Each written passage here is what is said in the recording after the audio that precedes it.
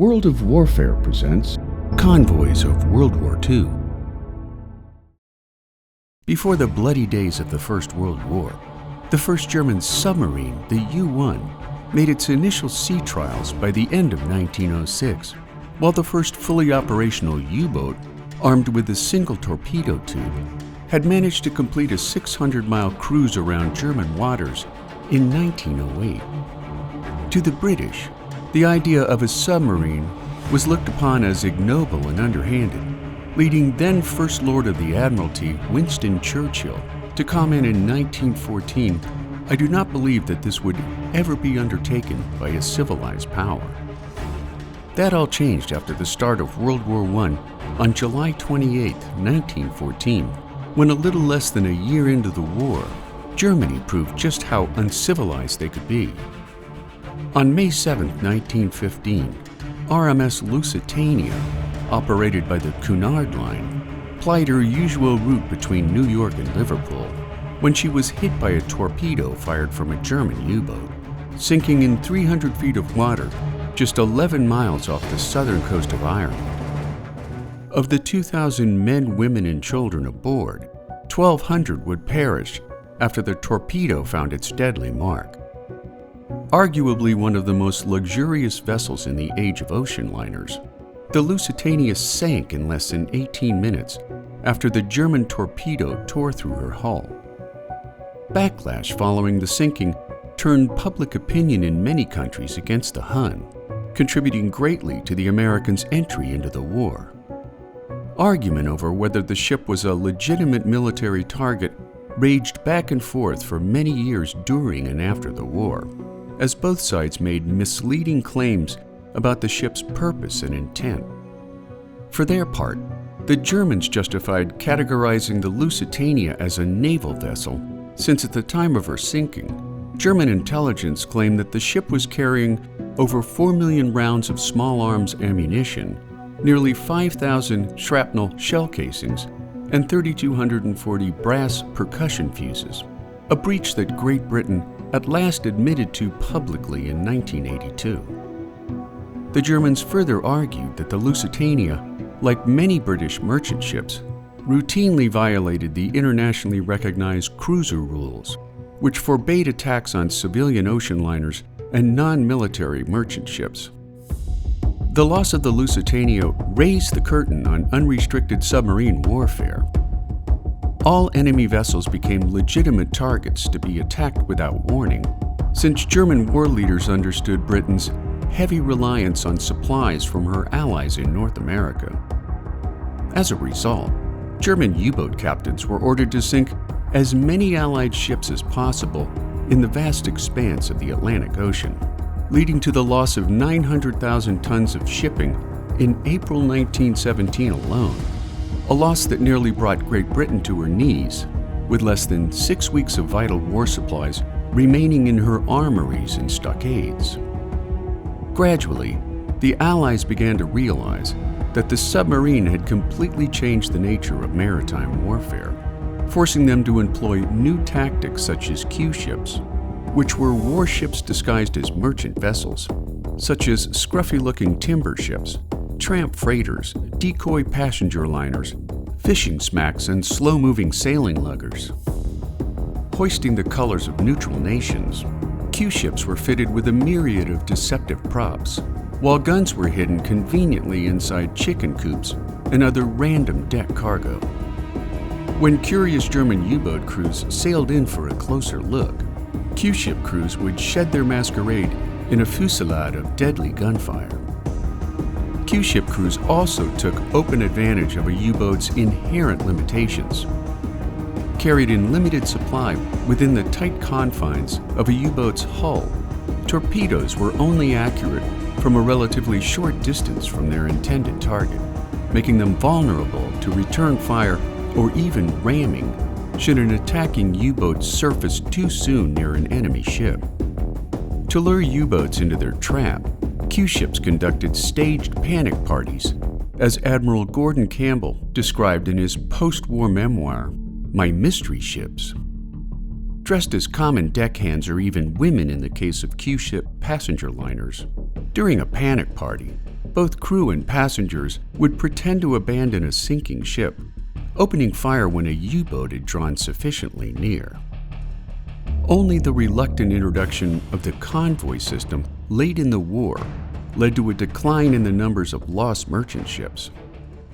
By the end of the First World War, almost 6,000 Allied ships had been sunk by submarines, all at a cost of 15,500 merchant and naval sailors, sending a total of 14,200,000 tons of cargo and ships to their watery grave. For their part, the Germans lost 178 U-boats and over 6,000 sailors. Of the many horrific lessons learned during the First World War, Allied war leaders now understood the potential of the submarine as a devastating weapon. God forbid should a second mechanized war ever again raise its ugly head. Such a war did arrive on September 1, 1939, when Adolf Hitler launched a coordinated attack on Poland from the west, south, and north, in clear violation of the post-World War I Treaty of Versailles, the Treaty of Locarno, and the Kellogg-Briand Pact intended to maintain peace in Europe. Employing Hitler's blitzkrieg, or lightning war tactics, the Wehrmacht and the Luftwaffe at first laid down an extensive bombing campaign to destroy Poland's air and rail defenses, along with communication lines and munition depots, before deploying a massive land invasion by troops, tanks, and artillery, rapidly incapacitating resistance as they pushed their way across the country. The same day Hitler stormed into Poland, the SS Athenia, sailing under Britain's Donaldson Atlantic Line, departed Glasgow, Scotland for Montreal, Canada, with a cargo of 1,103 relieved passengers, desperate to flee yet another war in Europe. Making stops in Belfast and Liverpool to take on additional passengers, on September 3rd, mere hours after British Prime Minister Neville Chamberlain declared a state of war with Germany, at 7:30 p.m., the 26-year-old captain of German U-boat U-30, Lieutenant Fritz Julius Lemp, gave the order to fire upon the unarmed passenger liner. During the slow 14-hour sinking of the SS Athenia, the HMS Electra and 2 destroyers were able to rescue the majority of the lives aboard the doomed ship, save for 93 passengers and crew who were either lost in the initial explosion or died in mishandled lifeboats, making the SS Athenia the first British ship to go down in the Second World War. The Battle of the Atlantic and the war against the U-boats had begun in earnest, a battle that would slog on for 68 months and prove to be the longest continuous battle of the Second World War. By the time of Chamberlain's war declaration, Germany possessed 57 U-boats, all built in secrecy and clandestine intrigue, defying the strict limits for German rearmament imposed by the Treaty of Versailles. That same day, newly minted U-boat captain Gunther Prien departed a German subbase at Kiel on his first war patrol aboard U-47, a Type 7B U-boat carrying 14 torpedoes, an 8.8 centimeter naval gun, a 2 centimeter anti-aircraft gun, and 33 tons of additional fuel in external tanks, which gave U-47 a range of 2,800 miles. 2 days later, Prien and his crew of 4 officers and 43 men entered the Bay of Biscay, sending the SS Bosnia, Rio Carlo, and Gardavan to their watery graves over the course of a few short days. With German U-boats in full control of the Atlantic, a body of water some 41.1 million square miles in magnitude, Allied naval leaders scrambled to defend their limited naval assets at sea, along with the desperately needed supplies bound for Great Britain's war efforts. Convoys carrying supplies and troops to Britain were slow and had limited defensive technology. Planes could only escort a convoy so far before they had to turn back for fuel, making Allied ships easy prey for German submarines, who hunted in groups known as wolf packs, coordinating their attacks, often under the cover of darkness, with the objective of overwhelming convoy defenses. In 1941, German submarines were sinking ships faster than Allied shipyards could build them, while for every U-boat the Allies managed to sink, the Germans built 8 more as replacements. By the fall of 1942, some 2,000 merchant ships had been lost, along with thousands of men and millions of tons of much-needed cargo. Known respectively as the Mid-Atlantic Gap, the Greenland Gap, the Black Pit, or simply the Gap, this new and ominous no-man's land was essentially an area where air cover from either North America or Europe failed to adequately defend exposed merchant vessels and naval warships. Early in the war, the typical range of Allied aircraft, such as the consolidated B-24 Liberator or the Lockheed Hudson, was limited, leaving a stretch of Atlantic Ocean approximately 300 to 500 miles wide unprotected and exposed, in a gap extending roughly from the southern tip of Greenland to the Azores. U-boat commanders relied on signal intelligence and reconnaissance to determine when convoys departed from either England or North America, laying in wait along convoy routes once their prey had entered the gap. Without air cover, even escorting naval warships were at risk of wolfpack attacks, allowing German U-boats to operate on the surface without fear of airborne reprisals, which in turn enhanced their speed, maneuverability, and ability to sail close enough to enemy ships for the best odds of an accurate torpedo strike. Success after success bolstered the Germans' resolve, as well as their growing understanding that if they could effectively cut off the supply chain to England, they could potentially force the British into a position of capitulation. To that effect, in May of 1942, Dönitz ordered brazen U-boat attacks in the waters off North America, and when some of his U-boat crews entered Canada's Gulf of St. Lawrence, they managed to sink 21 ships in rapid succession. After Germany invaded Russia on June 22, 1941, injecting some 4.2 million Axis troops across the soon-to-form Eastern Front,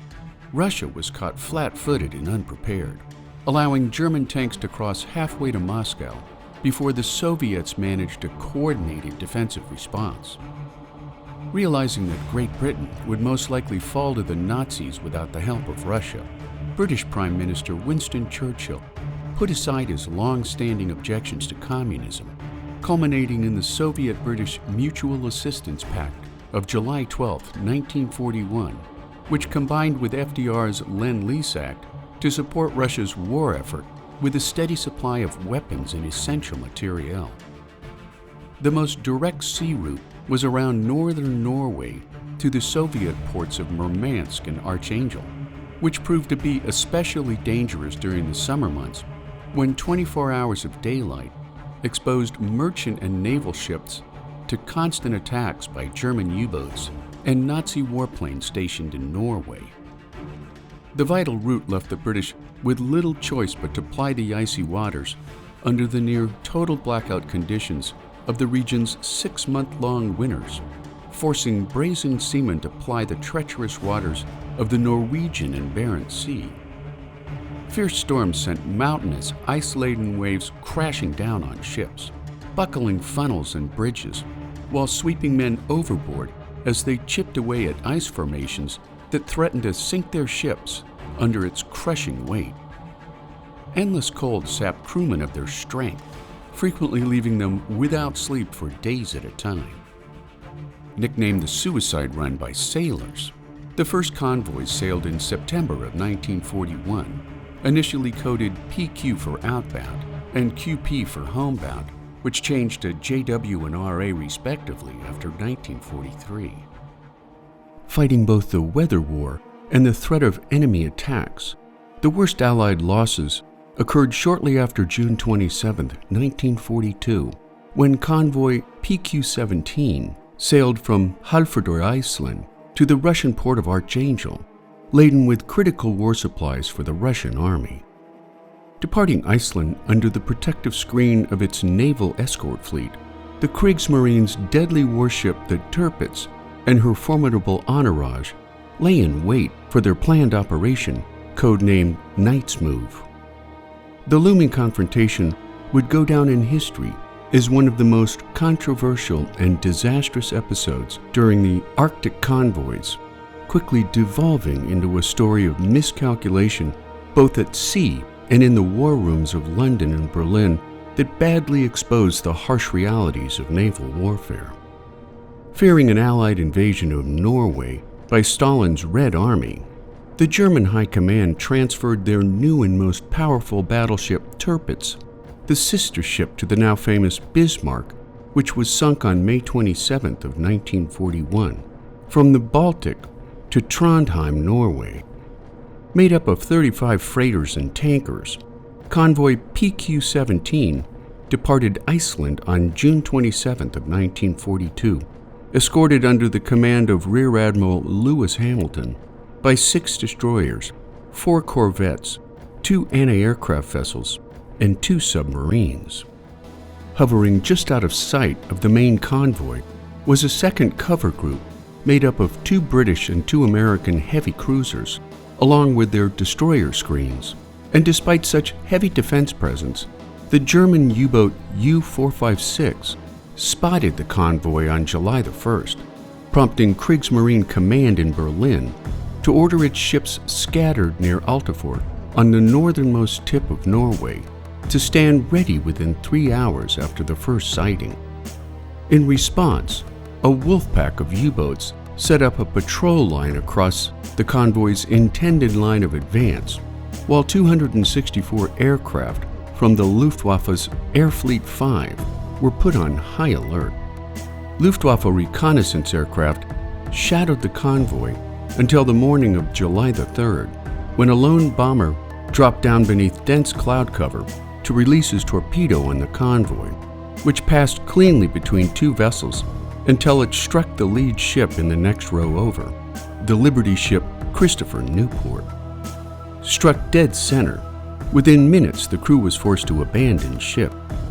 The following morning at 8 a.m., 23 Heinkel 111Ts and a number of Ju-88 dive bombers attacked in force, striking the Soviet tanker Azerbaijan, the American Liberty ship William Hooper, and the British freighter Navarino. And while the Azerbaijan signaled that her fires were under control and could remain with the convoy,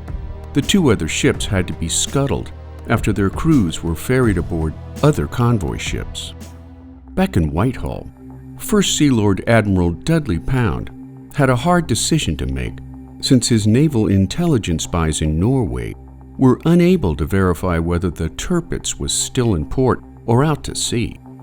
Concerned that the Tirpitz would decimate the entire convoy, he ordered convoy PQ-17 to separate and scatter in the hope that they would present less of an amassed target, thereby sailing for Russia independently.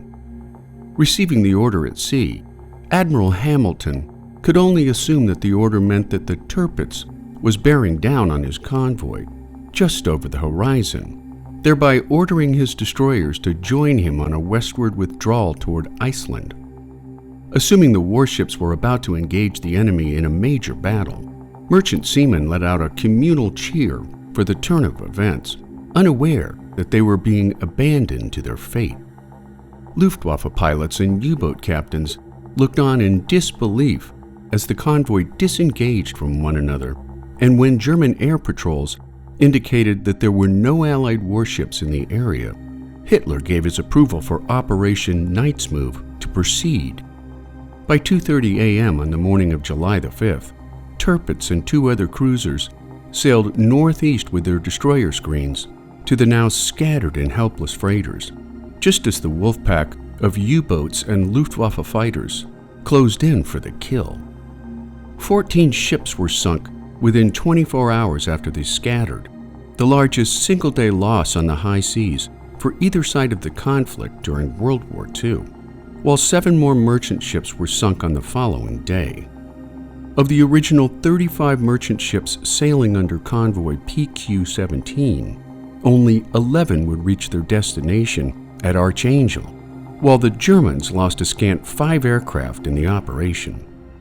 Of the 24 vessels that went down at a loss of 153 lives, some 150,000 tons of shipping went to the ocean floor during the 2-day sinking spree,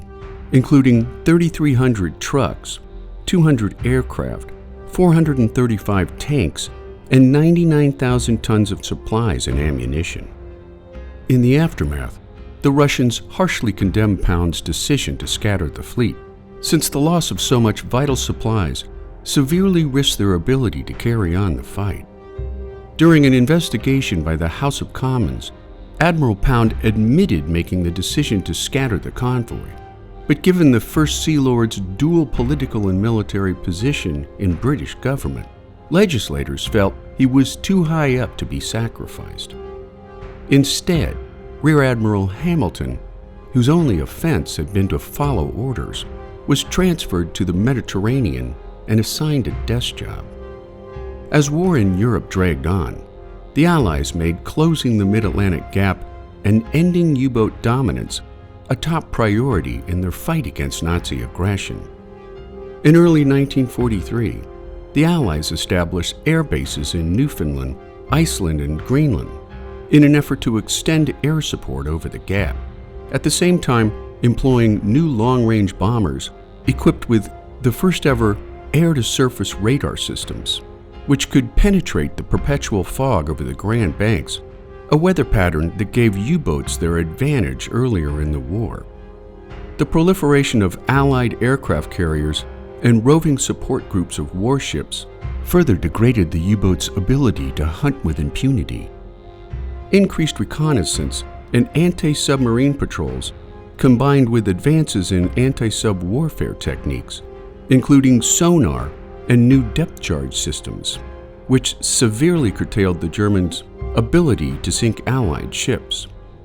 By the end of May 1943, new anti-sub technology had sunk nearly 100 German U-boats, effectively turning the hunters of the early war into the hunted of the war's later years. In one of the most costly battles in world military history,